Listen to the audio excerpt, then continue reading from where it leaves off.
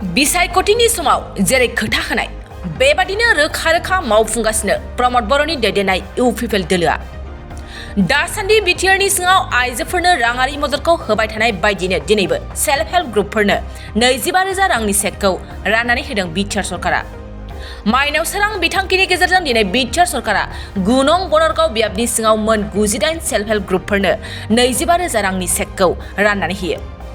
मख'नो गोनांदि थांनाय बिसायख'थिनि समाव इउपिपिएल दोलोआ आइजोफोरनि गावसुंथा हान्जानो राङारि मदद होनायनि बाथ्रा होदोंमोन। बे थांखि बायदिनो दासान्दि बिटिआर सरकार सेल्फ हेल्प ग्रुपफोरनो रांनि चेकखौ गथायनाय हाबाफारिया फारि सोलिगासिनो दं।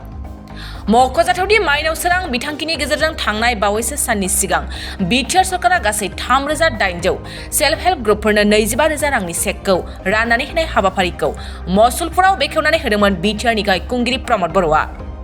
बेनि उनावनो दिनै क'क्राझार जिल्लानि बनरगाव बियाबाव मोन 98 सेल्फ हेल्प ग्रुपफोरनो 25,000 रांनि चेकखौ राननानै होबावदों। दिनै चेक राननाय हाबाफारियावनो एमएलए लरेन्स इस्लारि, बनरगाव टिसिएलसिसिनि मासिगिरि रबिराम ब्रह्मजों लोगोसे बनरगाव बियाबनि एमसिएलए राजिब ब्रह्म, बनरगाव ब्लक इउपिपिएलनि आफादगिरि आरो गोबां आइजोफ्राबो बाहागो लादों। जोबोद गोजोननाय मोनदों।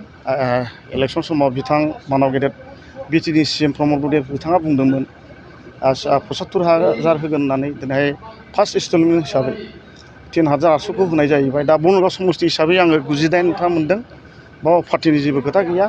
इउपिपिएलआबो मोनदों, बिजेपिआ मोनदों, बिपिएफनिबो दं, गासिबो मोनदों आरोखि। दिनै 19टा जों अलरेडि राननाय जाहैबाय चेकखौ।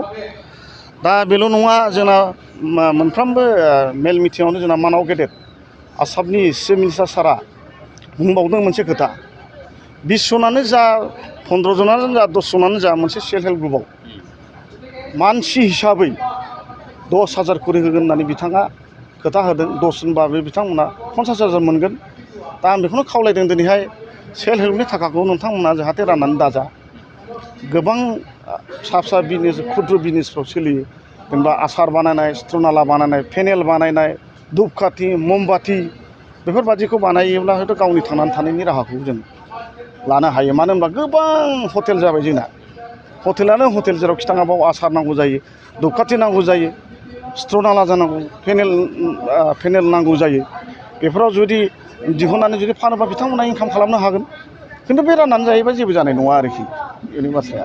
खायसे सेल्फ हेल्प ग्रुपफोरा जायफोर बे बिथांखिखौ मोनफुंनो हायाखै, एसे बोराबनाय फोरमायदों सार। बेथ' बे दा फार्स्ट इनस्टलमेन्टआ सेप्तेम्बर मासाव जोंना मानाव गेदेर प्रमद सारा खोथा होबावदों। सेप्तेम्बर मासाव आरो सेकेन्ड इनस्टलमेन्ट नङा, आरो मोननैफोर ग्रुपनो आरो होबावगोन। होनानै आरो बिनि थार्ड टाइम बिनि उनावबो होबावगोन। दा खोथा होदों। बोराबनायाथ' थाखागोन, मानो थाया जानो, गासिबोथ' होजोबनोबो हाया जाहैबाय खेबसेयैनो। बनरगाव बियाबनि सासे एमसिएलए हिसाबै जौगालु बिथांखि मावफुंनायाव माबायदि जाफुंसार जानो हाखो सार नोंथाङा? मावनायाथ' दा थिगैनो मावगासिनो, इउपिपिएलजोंनो मिलायलायनानै मावगासिनो दं। जेनेबा बनरगाव समस्ति हिसाबैथ' जेरेखम लामा सालान दालां मावनांगौनि बारा प्रयजन गैया। जथेस्थ' थांनाय माबायावनो जाखाजोबनाय बेफोरो। आं जेला बिपिएलनि इएम जादों बे समावनो गोबां इम्परटेन्ट गोनां बुस्थुफोर दालां लामाफोर जानानै थांजोबखाबाय। आरो माखासे दंबावो, दा 1,000-2,000टा लामाखौ मावजोबनायाबोथ' सम्भब नङाना। दा एसे एनै दंबावो, दा मथामथि थिगैनो दं। धन्यबाद। जोबोद गोजोनथाव बाथ्रा। जोंनि प्रमद बर'नि दैदेननाय जे बिटिआर सरकार, बे बिटिआर सरकारा थांनाय बिसायख'थियाव जेरैबायदि मोनसे खोथा होदोंमोन जे पावाराव फैयोबा, खुमथाव फैयोबा जोङो सेल्फ हेल्प ग्रुपनो 75,000 रां मदद होनाय जागोन होननानै बुंदों।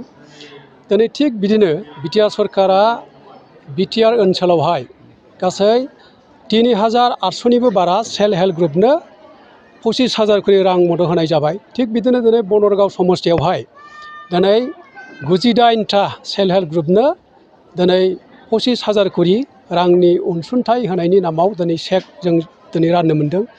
बियो जोबोद गोजोनथाव बाथ्रा। खारन जोङो मिथिगौ जे जोंनि ओनसोलाव हिन्जाव माहारिया जोबोद माने खामानि मावनाय गोसो जानायखौ जोङो नुदों। बेनिखायनो जोंनि सेल्फ हेल्प ग्रुप माने बिथांमोननो राङारि मदद होनो हायोबा निस्सय आइजो बिथांमोनहा थांनानै थानायाव, न'खराव एबा समाजाव मोजां रोखोमै मदद होनो हागोन होननानै मोनसे जोंनाव फोथायनाय दंमोन।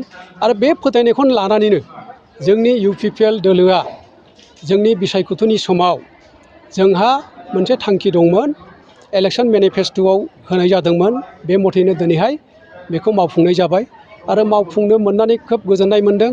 दा बेवहाय आङो फंसे बाथ्राखौ बुंनो लुबैदों जोंहा सेल्फ हेल्प ग्रुपआ गोबां दंबावो दा बेवहाय माखासे गोबां सेल्फ हेल्प ग्रुपआ मोनाखै दा बेवहाय माखासेफ्रा कनफिउस जादों जे जों मोनगोन ना मोना नाथाय बिटिआरनि चिफ बिथाङा फोसावनानै होखाबाय जे दायो माने 3800थानि बारा होनाय जाबाय आरो गोबां दंबावो सेप्तेम्बर मार्चहालागै आरोबाव 4000सो गोदानै सेल्फ हेल्प ग्रुपनो होनाय जाबावगोन होननानै बुंदों।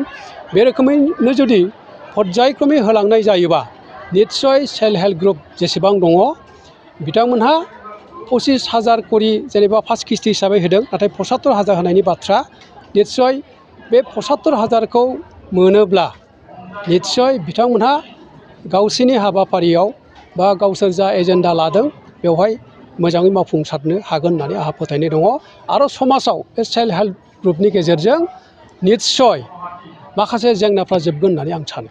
आसामनि गिबि मन्थ्रि बिथाङा बुंबावदों जे सोद्रोमाफोरनो मेम्बारफोरनो 10,000 पार हेड होबावनायनि थांखि लाबोदों। जोबोद बरायथाव बाथ्रा बिथाङा बेखौ जुदि मावफुङोबा आङो बेखौ बरायगोन आरो निस्सय आसाम सरकारनिफ्राय 10,000 करि होनाय जायोबा आरो बियो साबसिन जाबावगोन होननानै आं सानो। धन्यबाद। चिराङाव सावस्रि सिबिथायनि थाखाय मोनसे मोजां फाहामथायनि राहाखौ लानानै फैदों एसटि क्लिनिकआ। आथिखालाव सुबुंनि देहायाव नुजाथिबाय थानाय डायबिटिस बेरामनि थाखाय मोजां फाहामथाय होयो एसटि क्लिनिकआ।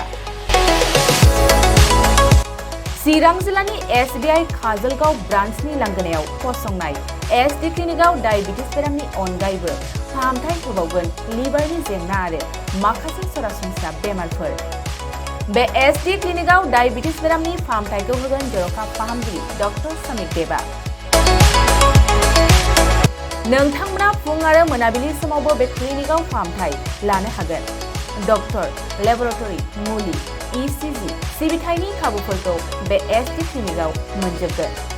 जुदि एसटि क्लिनिकआव रायजो राजाफ्रा गाव गावनि देहायारि जेंनाखौ फाहामथाय लानोबा नैबे मबाइल नम्बर 7002293924 एबा 9954687236 आव थोंजों मुं थिसननो हागोन।